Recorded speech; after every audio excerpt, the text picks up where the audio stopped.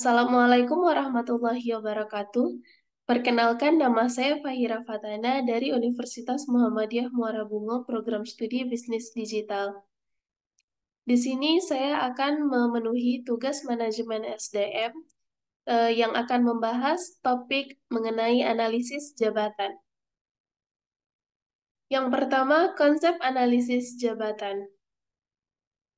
Menurut para ahli, analisis jabatan menurut FIPO yaitu merupakan proses mempelajari dan mengumpulkan informasi yang berhubungan dengan operasi dan tanggung jawab suatu pekerjaan tertentu. Menurut Dessler, analisis jabatan merupakan prosedur untuk menetapkan tugas dan tuntutan keterampilan dari suatu jabatan dan orang yang akan melaksanakan pekerjaan tersebut. Menurut Mattis dan Jackson, ia mengartikan analisis jabatan sebagai a systematic way to gather and analyze information about the content and the human requirements of jobs and the context in which jobs are performed. Yang artinya, analisis jabatan merupakan cara sistematik untuk mengumpulkan dan menganalisis informasi tentang isi dan personal yang dipersyaratkan dalam jabatan dan dalam hubungan dengan prestasi jabatan. Dari beberapa pengertian ahli tersebut, dapat disimpulkan bahwa analisis jabatan adalah proses sistematis yang dilakukan oleh perusahaan untuk memahami tugas dan tanggung jawab yang harus dilakukan oleh karyawan dalam sebuah posisi atau jabatan. Yang kedua yaitu metode-metode dalam analisis jabatan. Apa itu metode analisis jabatan? Metode analisis jabatan adalah langkah untuk mendapatkan informasi jabatan.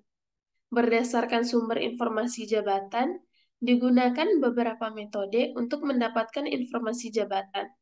Ada 4 macam yang penting, yakni daftar pertanyaan atau job questionnaires, kemudian wawancara atau interview, kemudian buku catatan harian atau logs daily diaries, dan pengamatan atau observation. Metode daftar pertanyaan atau job questionnaires.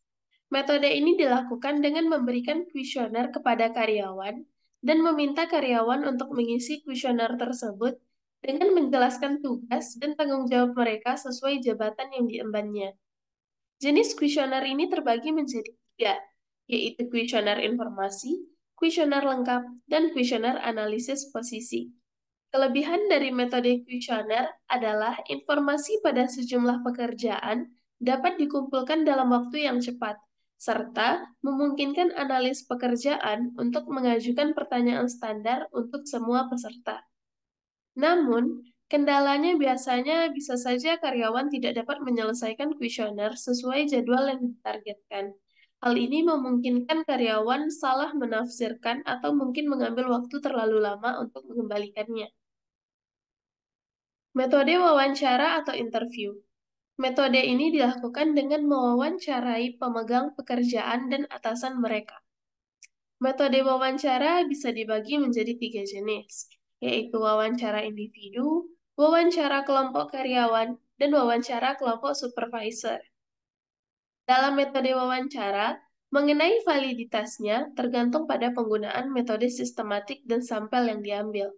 Namun, metode ini ada kelemahan, yaitu bisa terjadi distorsi informasi sehingga diperlukan informasi tambahan. Kemudian, metode buku catatan harian atau logs daily diaries. Informasi pekerjaan dalam melakukan analisis jabatan dapat diperoleh dari catatan yang dibuat oleh karyawan, yang isinya apa saja yang dilakukannya dalam menjalani pekerjaannya. Buku catatan ini akan sangat berguna dan berharga dalam mencari sumber informasi ketika dibuat secara akurat dan update. Catatan harian ini pula dapat mengidentifikasi tugas-tugas karyawan yang tidak teratur jika di kemudian hari dibutuhkan data kegiatan karyawan tersebut.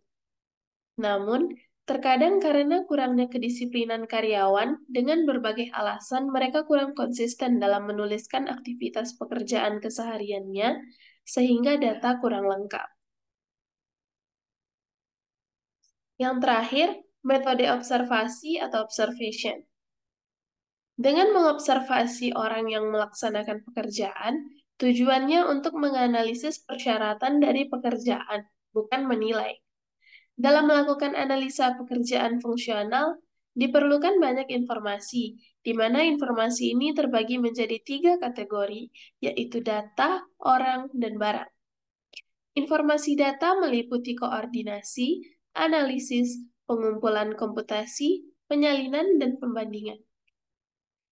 Informasi data meliputi koordinasi, analisis, pengumpulan komputasi, penyalinan, dan pembandingan.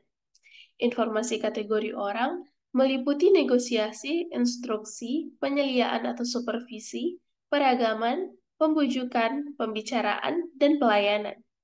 Sedangkan kategori barang meliputi pengendalian, dorongan, manipulasi, pemeliharaan, pemberian, dan penanganan. Nah, dari materi-materi yang sudah saya jelaskan tadi, rangkumannya yaitu analisis jabatan merupakan proses sistematis yang dilakukan oleh perusahaan untuk memahami tugas dan tanggung jawab yang harus dilakukan oleh karyawan dalam sebuah posisi atau jabatan. Kemudian, metode-metode analisis jabatan adalah langkah untuk mendapatkan informasi jabatan. Adapun metode yang biasa digunakan yaitu daftar pertanyaan, wawancara, buku catatan harian, dan pengamatan. Sekian penjelasan dari saya akhiri. Wassalamualaikum warahmatullahi wabarakatuh. Terima kasih.